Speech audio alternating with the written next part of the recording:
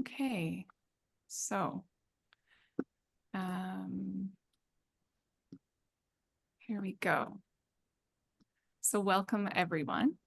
Thank you all for joining us for tonight's panel discussion. My name is Samantha Maines and I'm the Artist and Communications Coordinator with the Eastside Art Society. And I'm pleased to introduce this year's first Talking Art panel. Before we begin, I would like to acknowledge that we are holding this event from the unceded ancestral and traditional territories of the Musqueam, Squamish, and Tsleil-Waututh nations. We are grateful to gather on these lands and waters, and we work from a place of respect and responsibility to this gift. For those of you who are new, Talking Art is a 3-part thematic artist talk series that the Eastside Art Society presents in advance of the annual Eastside Culture Crawl presented by the Audain Foundation. This year, the crawl is happening November 20th to 23rd. We invite you to visit the artists at their studios for the Culture Crawl, so be sure to check out their work at culturecrawl.ca/artists. You can find all the information about the crawl and other programming on our website at culturecrawl.ca. So for the format of tonight's discussion, Kate will be engaging in a Q&A discussion with our filmmakers. I kindly ask the audience to please type any questions for the filmmakers into the chat for our question period at the end of the discussion. Participating in tonight's presentation, I am pleased to introduce the filmmakers Isaac Forsland and Nisha Platzer, and our curator and moderator, Kate MacDonald. Thanks. Hi, everyone, and welcome to the first episode of this year's Talking Art, part of the 29th annual Eastside Culture Crawl. Tonight, we're going to be talking about collective perspectives in analog film, one night ahead of our moving art exhibition, video and film that will be opening online and at Alternative Creations Gallery. We'll be exploring how collaboration, material process, and shared authorship continue to evolve within contemporary analog filmmaking. In an age when most image making happens digitally, instantly, and often alone, the artists joining us tonight remind us that film can still be a deeply tactile, relational, and time-based art form. Working with 16mm and Super 8, they each use the physical properties of film, its fragility, texture, and susceptibility to decay as a way to think through memory, loss, and connection. Our conversation will look at how analog film invites trust and vulnerability, and how collective or environmental collaboration can shape not just what we see, but how we see it. Okay, I'm going to introduce our filmmakers this evening. Isaac Forsland is an emerging multidisciplinary artist and member of the Mulch and Cinema collectives. His practice centers on community filmmaking and eco-conscious processes, working primarily with Super 8 and 16mm film through workshops and collaborative residency. Isaac was born on Treaty 7 land in Red Deer, Alberta, and now lives and works on the unceded territories of the Musqueam, Squamish, and Tsleil-Waututh nations. His project, Ghostly Spaces, was created during a residency at HCMA, where a Super 8 camera circulated among 15 participants. Each filmed a Vancouver site marked by memory or absence, a place that's gone but not forgotten. The resulting hand-colored film forms a collective portrait of the city's lost architecture and shared nostalgia. Also joining us this evening is Nisha Platzer. Nisha is a queer artist and filmmaker based on the unceded territories of the Musqueam, Squamish, and Tsleil-Waututh Nation. Her lyrical films explore queerness, grief, and transformation, often blending the body and landscape in cycles of memory and renewal. A graduate of EICTV in Cuba, Nisha's debut feature, Back Home, premiered at Cannes Docs in Progress, and went on to win Best Artist Documentary at the Bogota Film Festival. A member of Iris Film Collective, her short Echo Corpus was filmed on 16mm then buried in soil, unearthed and cleaned, allowing the natural world to leave its imprint on the emulsion. The result is a meditation on memory and transience, where body, earth, and image dissolve together. So to get started, I think it'd be great if we got a sneak peek at each of your films. So Sam, could you take that away?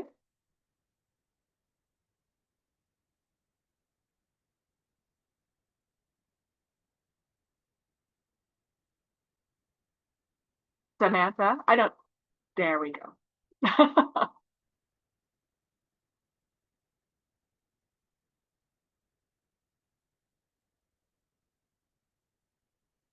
So this is Isaac's film, Ghostly Spaces.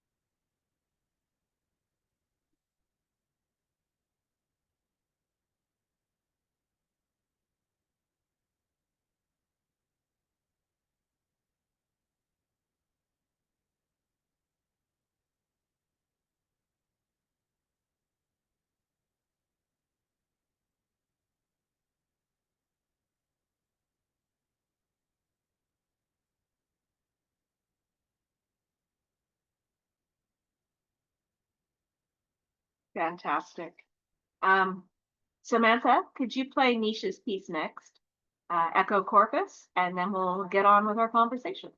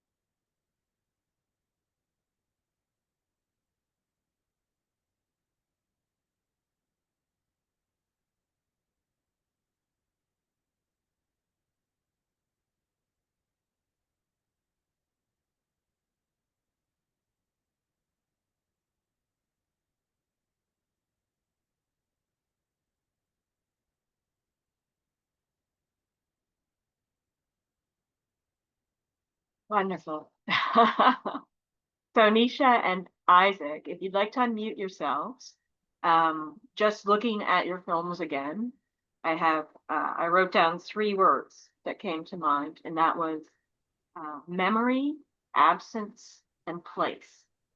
So thinking kind of about those 3 words, do you want to talk about your process and what, the beginning, how you came to make your works? Was? Who would like to jump in? Nisha, do you want to start? Sure. Well, yeah, this was a piece of a larger collective work with Iris Film Collective. It was during COVID lockdown times, we, up until that point had been hosting workshops and hosting visiting artists and having events and stuff like that. And then of course all of that had to stop. So at the time, the collective had one of the Parks Board field houses, which Zinema now has one of those in Slocan Park. And so we had this space and we were kind of like, well, we should maybe, offer people to do solo residencies because you can't, we can't have group events or public events. So that was what we did for some time. Each of us from the collective would have a residency, or other people who we knew in the community would use the space. And then we wanted to do something as a collective, but we didn't really know how to make that work given the restrictions. So we decided to do this kind of exquisite corpse model where everybody would film a roll of 16mm film and then process it and scan it so that we could share just the last 30 seconds with the next person.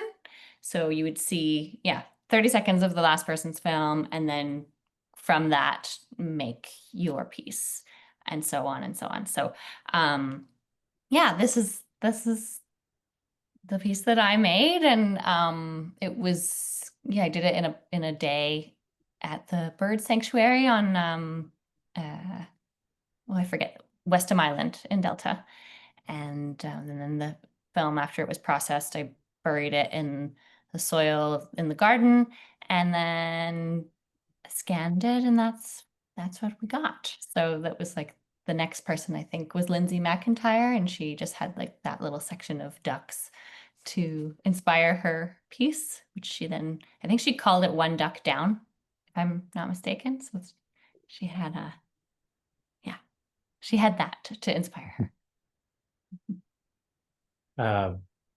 For mine, Ghostly Spaces came up from a artist residency that I was participating in at HCMA.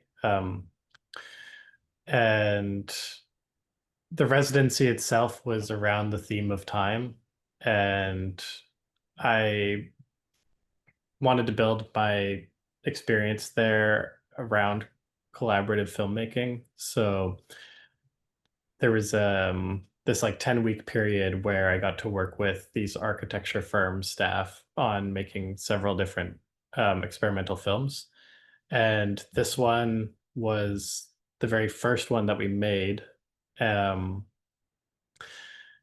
it was just like a way to get the ball rolling for everybody to get comfortable with like using the equipment. Nobody had worked with Super 8 before, or direct animation, which is like the coloring on the film.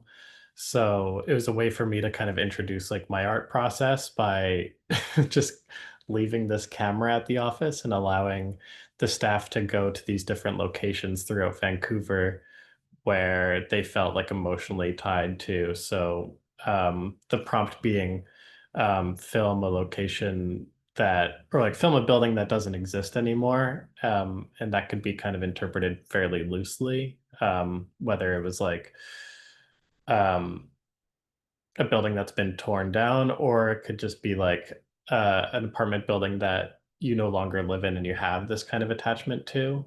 And so, time is very present in the creation of that work. And I'll just give a shout out to all the filmmakers who participated. So Angela Gao, Will Evans, Lizzie O, June Gayer, Stephanie Kwan, Renata Kisin, Elena Arnold, Ayman Itani, Gloria Aranzana, Marina Ibrahim, Taran Sran, Leah Siegel, Jen Cook, Alice Rooney, Mia Kandaran, Elena Arnold, and then the broader HCMA architecture firm staff were invited to color on the film itself. And we got to see like little snippets of it. My Wi-Fi was maybe choppy, but I don't know if everybody had the kind of same experience where you were seeing just like little fragments. But it was cool to see the film kind of like each kind of like frame frozen in this like very painterly type of way, which was cool. But one thing that was like unique about showing the work was the 5 films that we ended up creating were live scored by um, Steve DePascal, who is an HCMA staff member, and his friend Matthew Corlett. So there is like an like added bonus collaborative element to the film that tied everything together. Yeah, the film was developed at Cinema's Fieldhouse, which Nisha mentioned, and then yeah, most of the rest of the production was kind of in the hands of the HCMA staff. Okay, so the, between the two of your answers, it takes me to a question about what it's like to give up control of your film or the idea. So in this case, to the architects and participants through the HCMA residency. Nisha, without knowing what's going to be added on or what's going to happen when you bury the film in soil. Is it somewhat liberating to be able to like let that go? Or is it? Sure. Yeah, absolutely. I mean, I didn't know what I was going to film before I filmed it. Also, it was, like that was kind of the idea to me was like just not to try to make something that would like go on to play A-list festivals and win all kinds of prizes, but just to like make something together for fun. And I think a lot of people working in experimental and handmade film have kind of an approach of embracing whatever happens and being in collaboration with the universe or the natural world or what have you. And I think that, yeah, that's very much part of the practice of kind of, you don't know what's going to happen and how fun is that? And well, maybe we'll get to see something you never could have imagined and it's even better than what you maybe thought you were going to do. So yeah, that is very much like the kind of ethos behind it of just embracing whatever results. And sometimes you don't get results. It's just exciting to even know that it worked sometimes. But yeah, I'm curious to know more about the way you process the film, Isaac, because did you have more than one role, right? That was just, oh wait, let me think. I gave them 2 cartridges, but I think everybody was so shy that they ended up only filling 1 roll. Between them all? Yeah, which is really sweet of them, but also like I also think speaks to like your first steps in experimental filmmaking. You just get so precious with the shot. Yeah. But for me, I think that there's a nice element of like removing authorship over work that I make personally. And you know, like Nisha said, with these types of processes, there's not like that much control you have over what the final result is going to be, especially when you're doing things like burying film. Um, you're not controlling the way that that decay process happens. And for me, it was, I think, yeah, that element seemed very different, where I just had no idea what it was going to look like because I didn't actually film any of it. So it was really cool to see just like how everybody interpreted the prompt differently.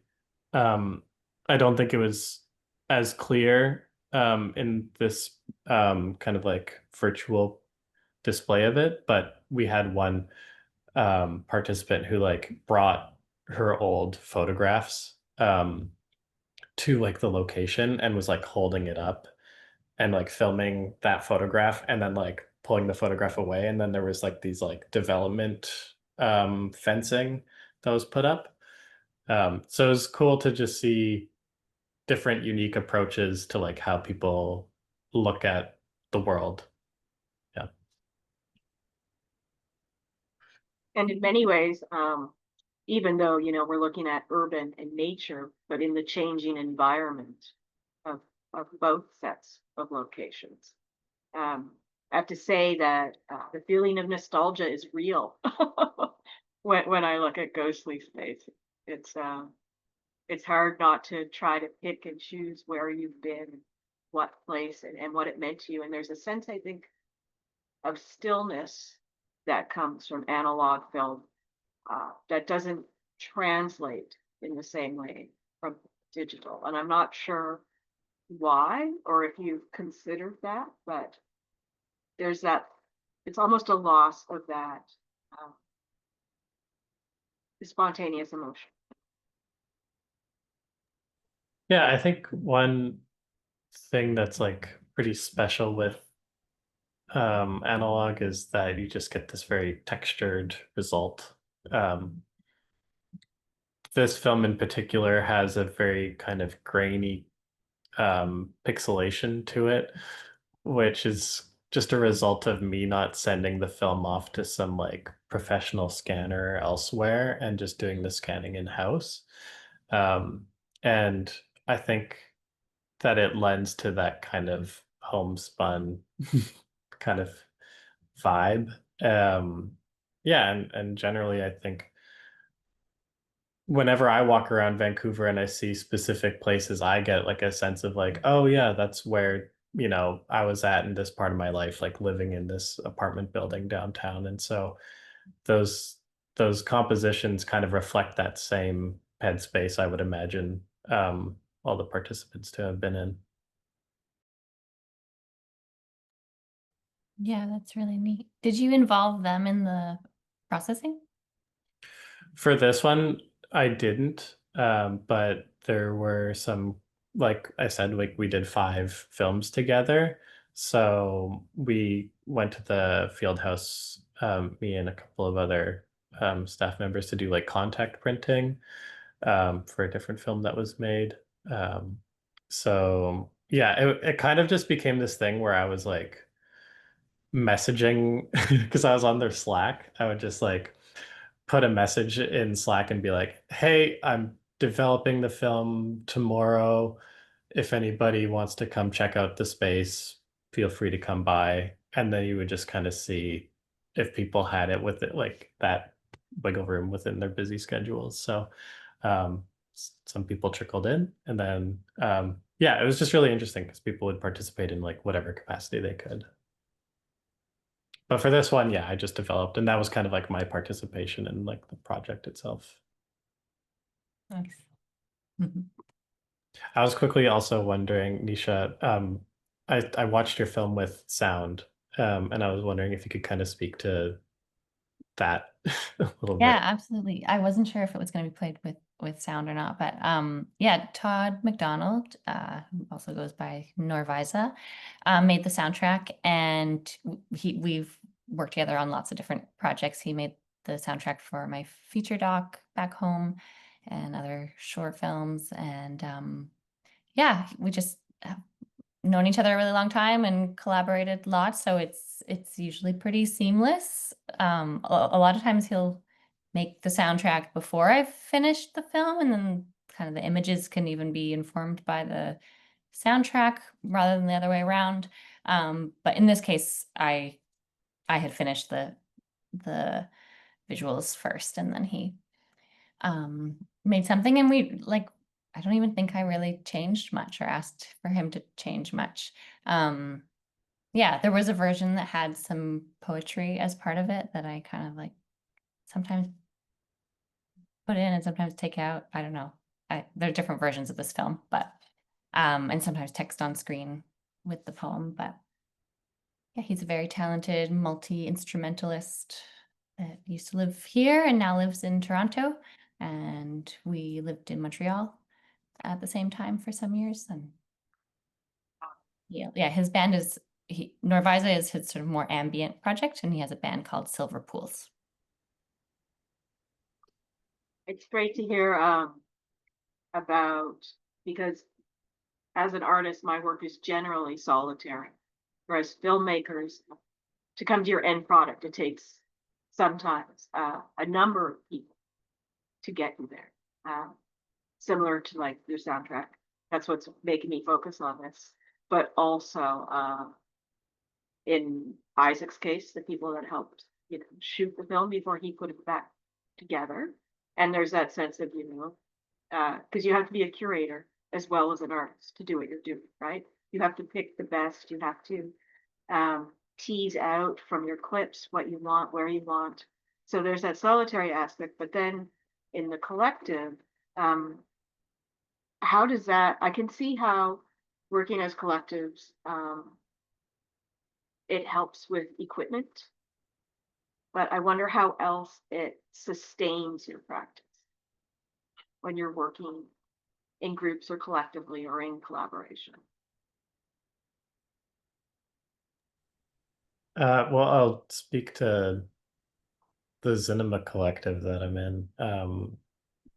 So I joined Cinema last year, and we made an application to have a field house for the next 3 years, granted through the Vancouver Board of Parks of Recreation. My brain's slowing down a bit, but essentially we made the application around this idea of like experimental filmmaking has certain kind of like access barriers, whether it's like having just free access to a place where you can develop your film, or access to equipment, or access to a space where you can screen your work. And there were other things, like other kind of like foundational elements of like why we wanted to apply for the Fieldhouse as a art collective. But I think that like low barrier access has always been such like a very important thing for us. And I think generally just it allows people to be able to think creatively without as many burdens that come with the process of creating a film. Whether it's like, oh, I have to pay to rent this equipment, or I have to pay to develop this film. Like there's so many different things that can kind of be a hurdle. And so when you don't have to worry about some of those things, you can kind of focus more on like, what do I want to make? What's kind of like the best version of this idea, and you can focus more on like ideating those things. And I really benefit from working alongside 5 other collective members who have different interests in experimental filmmaking. Some are more driven by like curation, some are more driven by the production, and I think we get to feed off each other really, because we push each other in different creative ways, have just good conversations, just hang out. And beyond that, like the space, we do these like weekly drop-in sessions. Usually it's on Wednesday evenings from 7 to till 10 p.m. where people can come in, anybody in the community can come and like use our darkroom to develop film, whether it's still or video. And that also just lends to a lot of cross-pollination of ideas, creation of new work that couldn't have been made without kind of making certain introductions. So for me, I mean, Kate, we did like a artist talk 2 years ago about collaboration, and I think it's just an integral part of like the work that I make. Um, and um, yeah, I think that like there's there's not much that I'm making without that, so it's very important. I think community, and particularly in a city like Vancouver, is more important than anything. So being able to, work and see and speak with like-minded people, but also welcome, the larger public in around you to take advantage on a regular basis is the way you bring people into the arts and enrich everyone's cultural lives. I really believe that. Nisha, did you say you worked out of the Slow Can Field House at one point too? Yeah, the Cinema Fieldhouse, I mean, they have this wonderful open dark room set up, and so I have gone to that. And yeah, at the moment, Iris does not have our own space, and so yeah, I have taken advantage of the space that Cinema has made available for other folks in the community, and I'm actually going to be there tomorrow developing some films. So, yeah, it's a really wonderful thing that they're doing to really prioritize like bringing people together so intentionally, and also for the purpose of skill sharing and asking questions. Like I find, especially with a lot of these processes, so much of it is experimentation, but also like because resources can be few and far between. Like there's often, a recipe for some kind of process where you can't get that ingredient anymore, you can't get that chemical anymore, or you have to find alternatives. So just being able to ask other people who might have done it or who would be open to just like trying a process and seeing if it goes okay or not. Like it's just yeah, like these are things that are just a little bit easier to do with others. And in my case, like I joined Iris in 2017, but they had formed as a collective, I think in 2014. And yeah, most of the people in Iris have much more experience than I do, and had been doing it for many, many years prior. So yeah, for me, it was really just getting to have people I can ask questions. And I still ask questions all the time about like, what temperature did you mix this chemical at? It didn't work for me, or the contrast is really low, or whatever, like we lean on each other. And that is, I think when I really got interested in this kind of filmmaking, it was surprising to me that the community kind of worldwide was so open. Like there's yeah, like Reddit and other online groups where you can go and ask questions, and I just found it surprisingly welcoming, and how willing people were to share knowledge. Um, yeah, so there's a little bit less of an emphasis on competition or like individual careers. Maybe maybe that's too general a statement, but I do find that there tends to be more interest in sharing and collaboration, which is a very lovely thing, and I think helps all of us be better artists and just make more interesting work. I So think too that like we there's so many different processes, like so many different niche things that you can learn within experimental filmmaking, um, that uh, from what I've gathered and just like working in this medium myself, like I'm always just like really interested in like um, exploring new ways to produce work. And when you think about video, you like for me, like in my early stages of making work, it was very much linear, and then like exploring this world, like, oh, you can bury film or you can like process it with coffee. Like there's all these different kinds of things that kind of blow your mind all the time. And so there are these people who kind of are sharing that knowledge. And it's like, I think of it less of like an art practice and more of just like this really interesting thing that everybody's really excited to explore. But also art practice for sure sometimes. It sounds like there's a lot of bravery in groups. I just want to go back to the location at Slocan Fieldhouse because you're right in the middle of the culture crawl map. So I wondered if is anyone open for culture crawl this year? Should people be visiting? Well, we're actually, so I think I'm should have corrected earlier. We're near Slocan Park. Okay.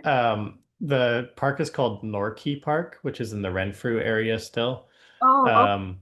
It's like maybe 5 or 6 blocks south of the Slocan Park. What they're doing at Slocan is really cool. It's like a repair hub where you can bring like textiles and um, patch up old pants or fix your bike or whatever. It's just like they do tons of great programming. I don't think during the crawl there's any specific presentations of work happening at the field house, but we are going to be open during our drop-in sessions. So there will definitely be like foot traffic and yeah, it would be cool to kind of see some culture crawl people come through and we can put something on a projector or something. Yeah. It sounds like a great opportunity to share more with people about, the processes behind Totally. and how you actually get there. I don't know if anybody's put any questions in chat yet. I'll just throw that out there. And you can I don't have any questions, but if you want to invite folks to either unmute themselves or pop questions into chat, we can explore that. Oh, I think it'd be great if people actually spoke themselves too, but also happy if people would prefer to pop questions into the chat. I see Laura Clark's here, Isaac's partner from, was it 2023, that project? Yeah, Laura and I collaborated on a film called Perennial, which was shot on Super 8. And yeah, hi Laura. In fact, I think we have, you gave us some still photos and I want to see Nisha's too. Mhm. Previous work, and I think there was actually a shot from Perennial in that group, or maybe it was another one from previously. But do you want to? Should we look at some of your images?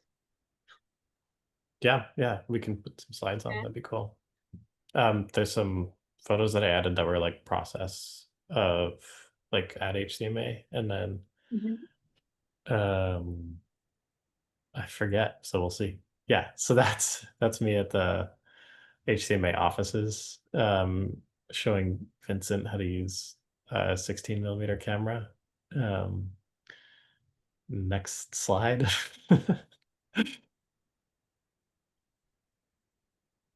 That's Amen. We went to North Vancouver and shot like an active construction site. It was a really fun piece that we made where we filmed the location and then we took clear film and we laid it out on different places across the recreation center that they were building there. And over a month, like dust kind of like settled onto the film, and then we locked that in and then did like contact printing, which is where you make kind of a, a double exposure type of separate film based on layering strips of film on top of each other, which, I'm very bad at explaining without props, but hopefully my hands suffice. But yeah, that was a really great experience working with Eamon and getting to see like, I don't know, something in progress, like a development site for a rec center is something you don't usually get to see. So it's really special. Next slide. We also got to film inside the Burrard Bridge stairwell, which the city of Vancouver gave us access to. And we went on this like bike ride with, I think there was like 8 of us from the architecture firm. So we like bike to these different locations in Vancouver where like the infrastructure is still there, but it's not like publicly used. So there's obviously the stairwell at the Burrard Bridge. We went to the former zoo at Stanley Park where the polar bear cages are. Yeah, different sites where, you know, you have this infrastructure that just isn't activated by the community or by the city. And we were filming those. And it was covered in pigeon crap, which was pretty intense, but so crazy to see and hear like the cars going over your head. It was just, yeah, such a wild experience. Next slide. And then this is a photo from outside of the field house. We had a screening with visiting artist Tetsuya Maruyama, who was showing experimental films from the Brazil film scene.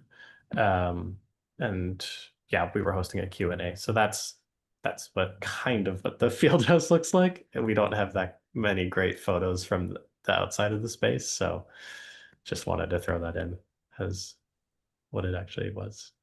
Yeah. Sorry, Yeah. I called it the Slocan Field House before, but it's North. That's totally fine. Yeah. I've always wanted to go in the Burrard Bridge stair. Is it the stairwell? So it's underneath the bridge or above? Because you know there's that part above the bridge that's lit up. I imagine you can go in there somehow. I'm pretty sure it's decorative unless they have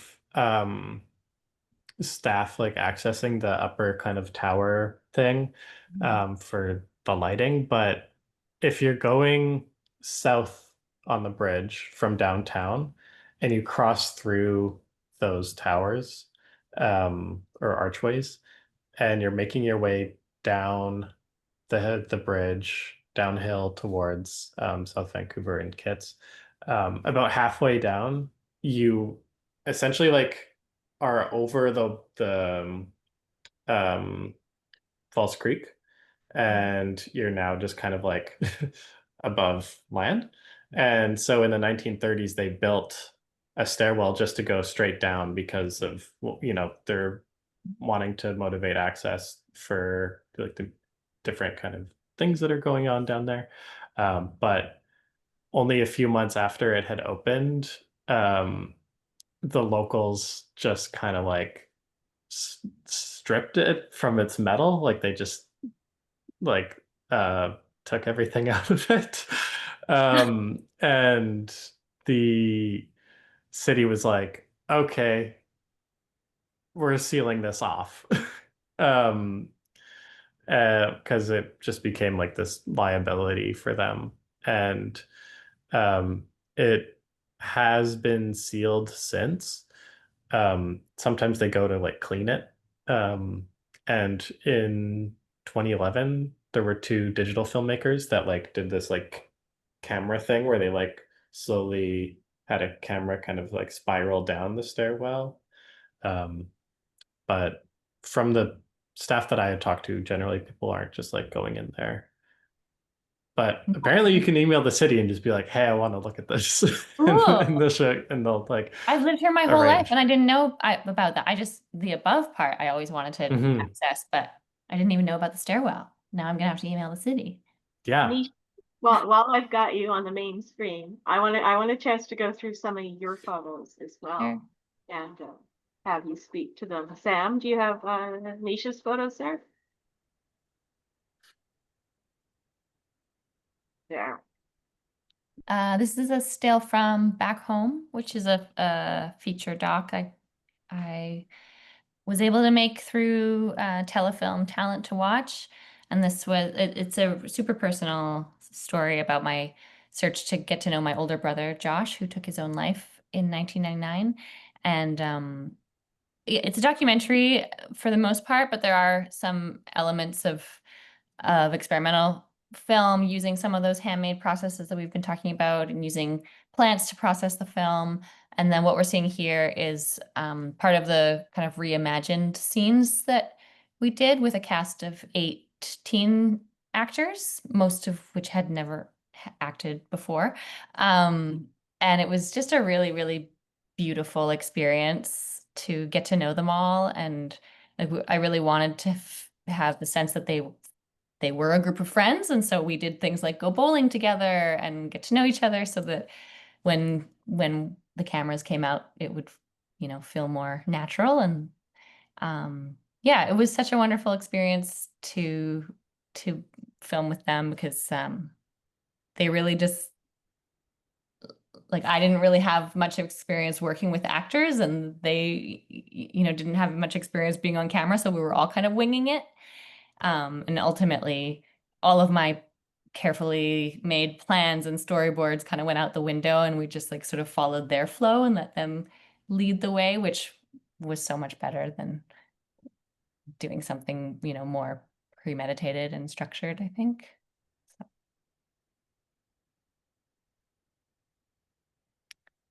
Yeah, you could see what's next. This is kind of a process still. I guess it's not really a frame from the film, but it yeah, that's footage that I shot for back home and then used seaweed and also my brother's ashes on the celluloid. And that was like a total experiment of just laying some of his ashes on the film stock and like leaving it for a few days and seeing what happened. And yeah, when I came back and removed the ashes, there was kind of like a texture and a tint left over, and some of that made it into the final film, and it's kind of an orangey glow, which is very fitting because my brother was a redhead. So yeah, that's just a really like a part of the film process that was very healing for me was I when wanted to say, because we got cut off, because oh I was going to ask you earlier, and then you kept asking Isaac questions. That's how it go. But when I was talking about the sense of nostalgia in Ghostly Spaces, watching Echo Corpus, it was a feeling of not necessarily nostalgia, but commemoration, like a different kind of stillness and memory. So hearing about the ashes on film and using that, and then burying film. Yeah, it's almost like a collaboration. I guess its process is its own collaboration. yeah, I guess, yeah, in the case of back home, like these parts that, when using Josh's ashes and stuff, that really was a collaboration with him in like the most direct way. And at the time, Iris did have a field house, and I was able to go there and sort of just put on his favorite music and light a candle and really kind of have a sense of being with him and spending time with him. So yeah, I think that part of, for me, the tactile aspect of this kind of filmmaking has its own kind of like healing quality as well. And yeah, I don't know if that's really what you wanted to talk about with that, but you mentioned place before, and I think that's a really important aspect of a lot of these processes because, as Isaac mentioned, you can use coffee and you can use plants, and I've used ocean water and burying in the soil, and so you're really grounding a piece in the place when you're doing that. And I think that's a lovely way of kind of situating it, also from a standpoint of being a settler here in Vancouver. And yeah, like the land is not ours. And so why should I have control over kind of how this film is affected and what it ends up being like? I don't know, for me, it feels appropriate, I guess, in that way to sort of be in collaboration with nature and the land here, for it to have its own imprint on the finished work.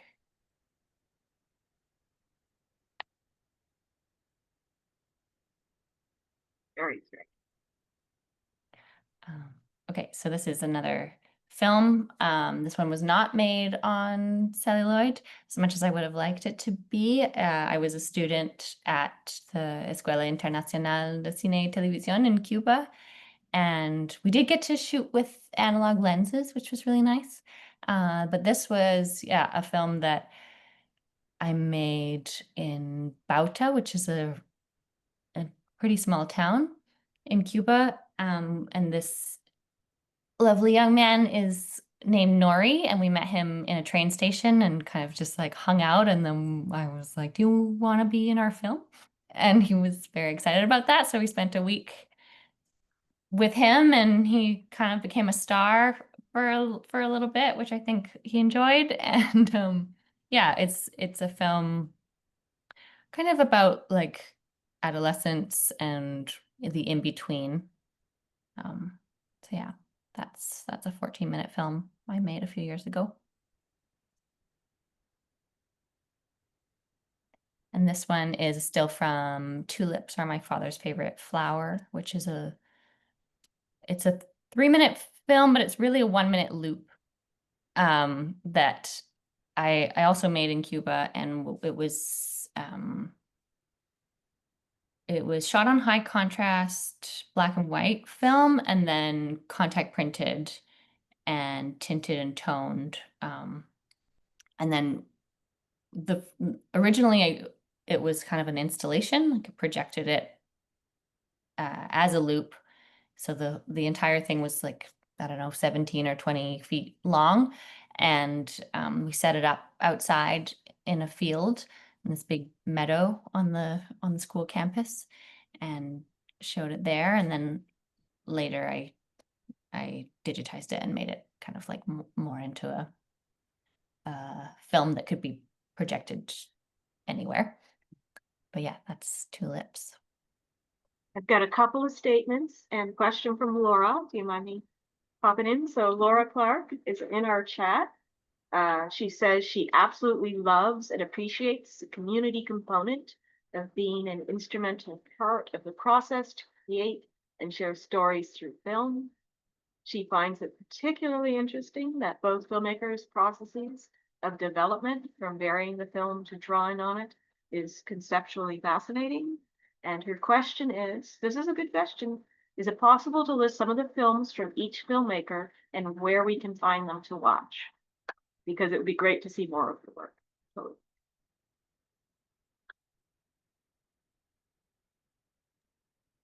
Sure. Yeah, so Back Home is currently on TVO Docs, and soon, I'm not sure exactly when, but sometime this month I think it's going to be on Knowledge Network, both on broadcast and streaming online, so you can watch it either of those places for free. And the other films are not readily available at this time, but maybe sometime soon. Yeah, similarly, the films that were made during the HCMA residency are not currently readily available. I'm just getting some end credits scanned to say thanks to everybody who participated in it. And once those scans are in, then I'll kind of release like the compilation of all of those films that were made. Yeah, the film that since Laura's in the chat, the film that I made with Laura, called Perennial, is on my Vimeo. And yeah, there's a few others in there. I just recently finished a film called 44 Houses with my mom, where we also did some plant processing and yeah, shooting on a very fun film stock called 3378, which Nisha, I'm sure you know a lot about. But yeah, other than that, I guess, yeah, just Vimeo is kind of where most of my stuff lives. I recently canceled my subscription. So I think some of the films have kind of been hidden from Vimeo as a way to hold me hostage as a consumer. But it is what it is sometimes. How dare they? I know. Well, We've got one Is it- more slot for Nisha. I just don't know if you want to return to that, but it's there. If we have time. oh, yeah. Back to the photos. Oh, another slide.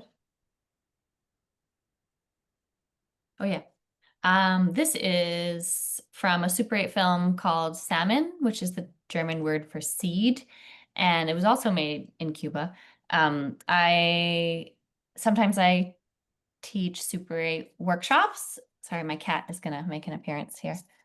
And that was actually the first time I taught a Super 8 workshop was there, and we everybody had a cartridge of black and white Super 8, and they could shoot whatever they wanted.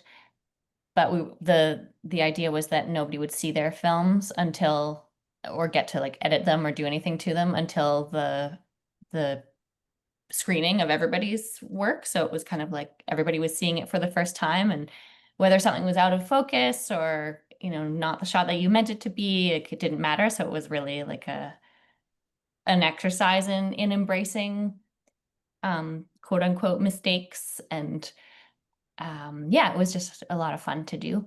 And this is the film that I made with my friend Malin Schmid. And I think we also buried this film. We shot it and processed it, and then we didn't look at it because that's against the rules, but we went and like buried it in the soil for a few days. And yeah, kind of an interesting thing with that technique is you never know. It depends on the soil and the pH levels. So different places, different seasons, your film will take longer or decay faster, sometimes different colors. If you don't mind me quickly asking, Nisha, how long did you bury Echo Corpus for? Don't If you remember. I think it was a couple of days, not that long. Cool. And I was curious what you used to color the films. Was it tints? Yeah, it was like those fancy architecture firm markers. Oh, cool.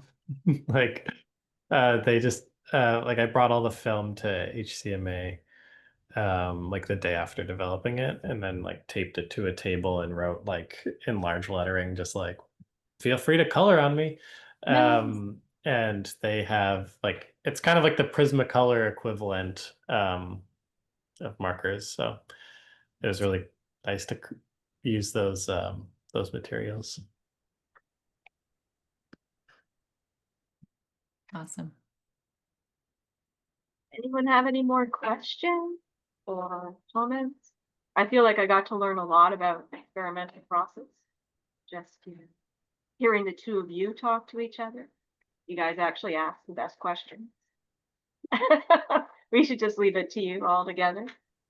Yeah. No, thanks for moderating, Kate. Thank Really you. appreciate it. That's always fun. It's always great fun. You guys have so much to share. I think Sam is going to share the details with us about opening for moving art and where you can find it this year. So I'm going to let her take over. So thank you both, Isaac, and thank you, Nisha, and thanks for everyone that came this evening. It was always a wonderful experience to be here, talking art and culture. Thanks, Kate. Thanks, Cool. Sam. Thank you. Thanks. Thank you so much, Kate, for moderating this session. And this is a really beautiful back and forth.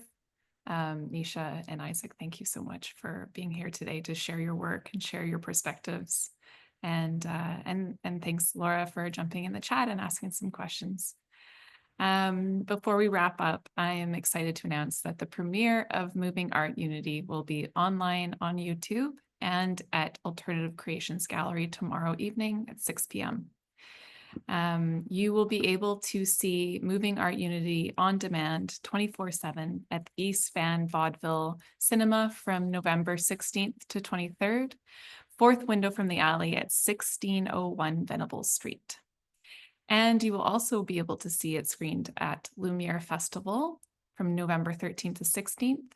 We know it will be somewhere in the South Plaza of the Vancouver Art Gallery, and some more details to come for when and where, but that's when it's happening during the festival. And to learn more about the Culture Crawl's 12th annual film and video series, you can visit culturecrawl.ca/events. We hope everyone will join us for next week's Talking Arts panels. We have In Situ Finding Place on Wednesday, November 12th at 7 p.m. and Creating in Community on Thursday, November 13th at 7 p.m. And we invite everyone to visit the artists and their studios on November 20th to 23rd for the Culture Crawl. And be sure to check out their work at culturecrawl.ca/artists. And thank you all for being here. It was wonderful. Thanks so much. Thank you.